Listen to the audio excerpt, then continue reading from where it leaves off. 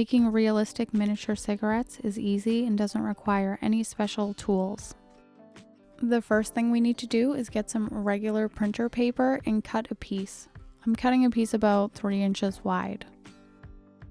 You really only need a small amount, but I didn't have any scrap paper on hand. An essential component to making the cigarettes is some wire. This is 24 gauge craft wire. I'm running my fingertips along the wire to straighten it out. The wire from a twist tie works really well for this too. To remove the coating from plastic twist ties, you can use your scissors to scrape the front and back. The paper covered twist ties are easier to harvest wire from. Now I'm folding the top inch or so of my paper, but I'm not pressing it down because I want a soft fold.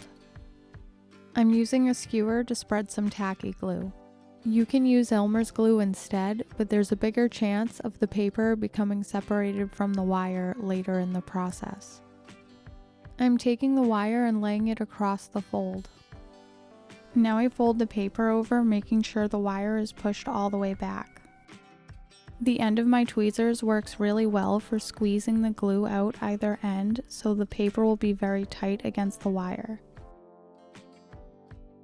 I flip the wire over and do the same process on the back.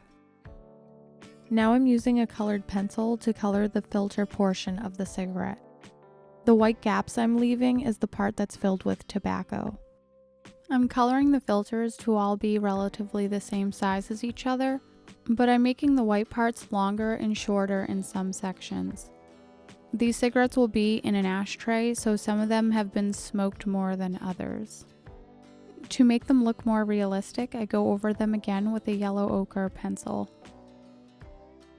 I hold the paper up on its side to color the edges to make sure the filters line up, and then I use the side as a guide to color the back of the filters. I snip off the excess wire and use some scissors to cut up against the wire to cut out my cigarettes.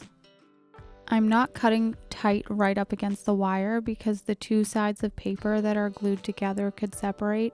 I'm leaving a very tiny amount of paper still attached. There are some white spots on the cylinder from where the paper was folded and the pencil couldn't reach, so you can touch that up at this point or just leave it. Now I just use my pliers to cut out the individual cigarettes. At this point, it looks like an unlit cigarette. To make them look like they've been smoked, I take a ballpoint pen and I color the tip of the cigarette black. The ashy looking end adds a nice bit of realism. I cut out the rest of the cigarettes. When I get to the end, I end up with 2 filters and a small amount of white in between them, so I cut the white in the middle and make it look like 2 cigarette butts that have been smoked quite a bit.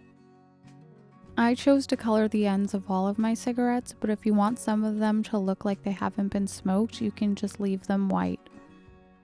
Next, we're making realistic ashes for the bottom of the ashtray.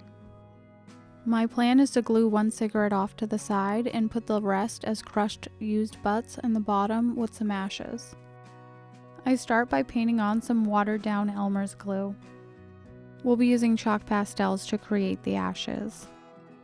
Rather than sprinkling on chalk pastels, it's best to shave it directly into the glue. This gives a finer, more realistic dusting of powder. I like to start with a base layer of black and then do a layer of white over top of it.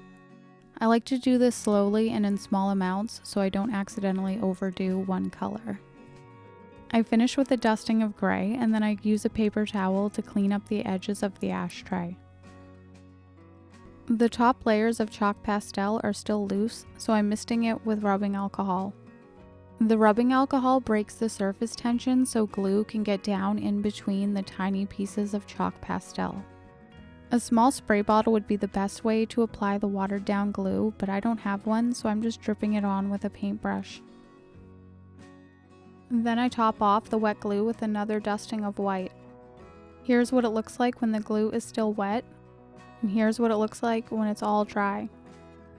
It's nice and secure and those ashes aren't going anywhere. Try the rubbing alcohol and watered down glue trick on your next powdery project. Now it's time to add the cigarette butts. I'm using my pliers to bend the cigarettes so they look like someone smoked them and then crushed them out into the ashtray. Having the wire running up the center of the paper makes it so they hold their shape very easily. Get creative and try not to crush all of the cigarette butts in the same way. If your ashtray is filled with cigarettes that look just like each other, it won't be as realistic. I use Elmer's glue to glue the pieces to the ashes. I like to litter the bottom with butts and also glue one to the side so it looks like someone was smoking a cigarette and then just rested it along the edge. I added a butt that I bent twice, one I bent in half, and then a very short butt that wasn't bent at all. Randomness makes things look more real. If you start to see a pattern, make sure you break it up a bit. The final diameter of these cigarettes ends up being perfect 1/12 scale. If you'd like to make a pack of unsmoked cigarettes, you can use white polystyrene rod, since you don't need the wire for bending. Still cover it in paper and do the other steps. And make sure you check out my other videos. Thank you for watching. Bye-bye.